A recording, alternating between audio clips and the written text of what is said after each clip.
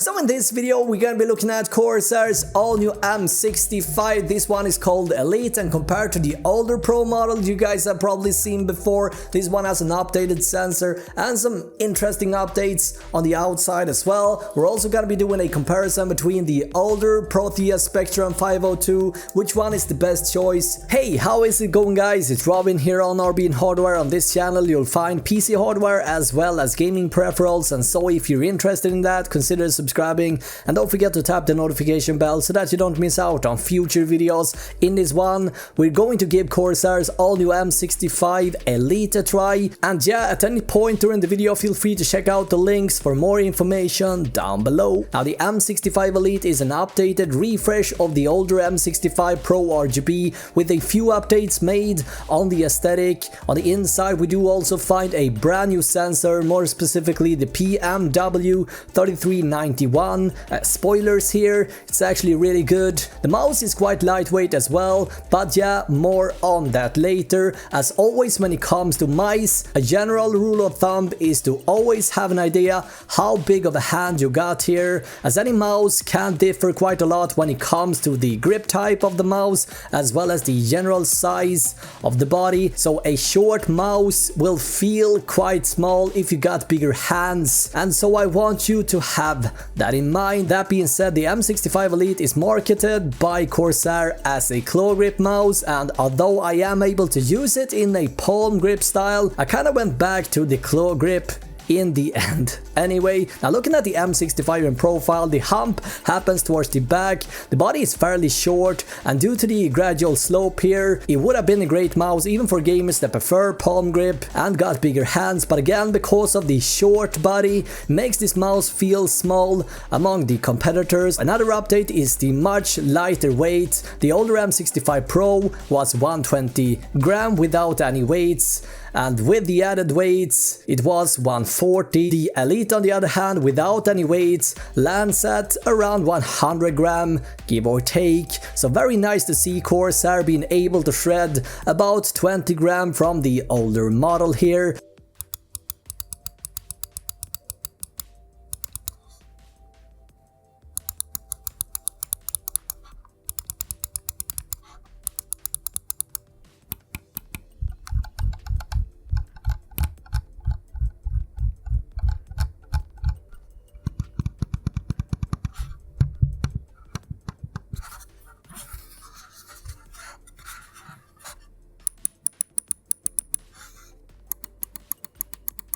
So Corsair's done a few updates with the Elite based on the feedback they got from the M65 Pro. By moving the aim button a few millimeters further towards the tip, minimizes the risk of pressing the aim button by mistake when you're gripping the mouse, which was a known problem with the older M65 Pro model. Talking about the buttons, all are using arm switches and has a very satisfying clicky tactile feeling to them without any mushiness. And yeah, the scroll wheel has the standard stepping with the normal resistance you find on any typical mouse wheel. Something that caught my attention right after the unboxing was that the main buttons don't have direct contact with the switches, so there is a small gap between them, which adds a bit of flexing here. This is what it sounds like.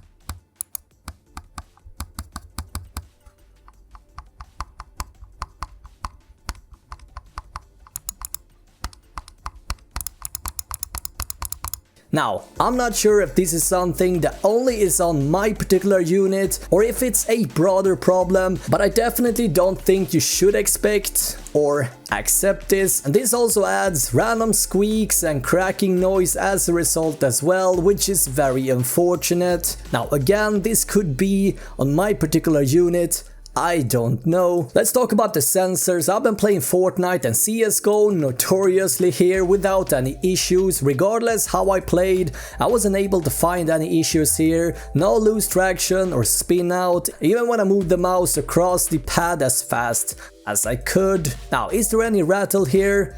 Let's have a listen.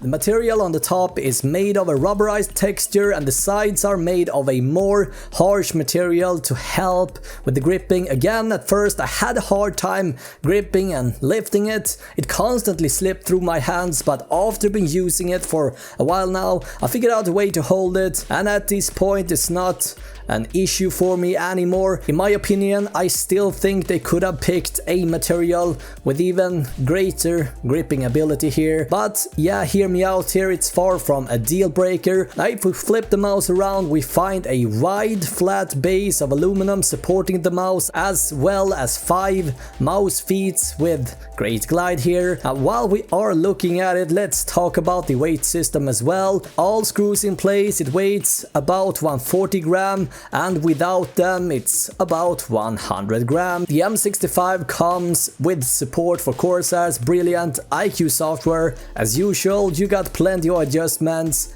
and customizations here. And guys, to make the most out of the M65 RGB Elite, I urge you to go ahead and use the surface calibration here before using it. The software is very intuitive to use, and thanks to the onboard memory, all customizations you make here saves down to the onboard memory so that you can bring the mouse over to your console, for example, and keep playing with these same settings here, which is very nice. So to try and summarize this, what I like about the mouse is first and foremost, the sensor is brilliant. I've been jamming tons of CSGO and Fortnite, both on PC and Xbox. The updated PMW 3392 sensor has a max sensitivity of a whopping 18K, which is incredibly sensitive and fast, and although I am not going near that sensitivity, never failed to register, and I have zero complaints about this sensor. No lags, no hiccups, no spin outs, no nothing, okay? The M65 only weighs about 100 gram,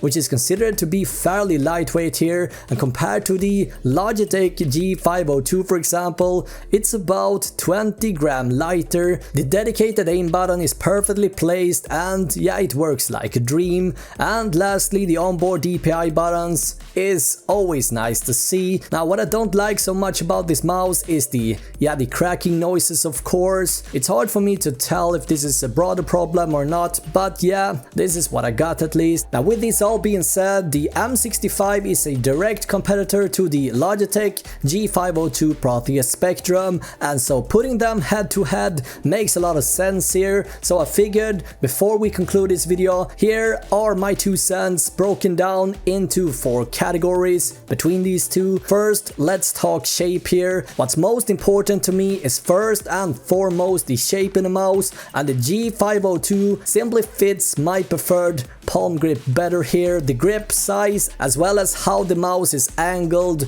makes this mouse one of my top favorite ones when it comes to shape. The harsh textured material Logitech uses on each side makes gripping and control never seem so obvious. Again guys, it needs to be said, this is very much my personal preferences, and there's nothing wrong with the M65. I'm sure a lot of people will love it. For a claw grip, it's great, but I find the G502 better if you're a palm gripper and you got bigger hands. And when it comes to the sensor, although I haven't experienced any spin out movements where the older G502 failed to track, the PMW 3391 sensor from the updated M65 is more advanced than the one that is sitting in the older G502. So in terms of sensors, I'm going to give this one to the M65 simply for that reason. Now in terms of weight, there is no question about it. The new M65 is about 20 grams lighter, and although I would have loved to seen a more easy to use weight system, the solution on the G502 can also be a bit of a pain in the ass sometimes as well. Luckily you don't touch the weight system too much anyways. Now when it comes to build material and quality, although I like the aesthetic of the M65 a bit more over the Proteus Spectrum because of the main buttons not having direct contact with the switches on my unit, makes this an easy win for the G502. Now I don't know if I'm lucky here and maybe other M65 are fine here, I don't know guys. So in the end, if I had to choose between any of these two, I would pick the Logitech Logitech G502 Proteus Spectrum because of the shape. Yeah, but with that said, Corsair M65 RGB Elite is a brilliant mouse with a few shortcomings. The shape is simply not for me, but there are a ton of people out there that love this shape also. I want to know in the comments, guys, what grip style do you prefer? Let me know. Now I'm gonna be back with a brand new video tomorrow, guys. Until then, have an awesome day, right?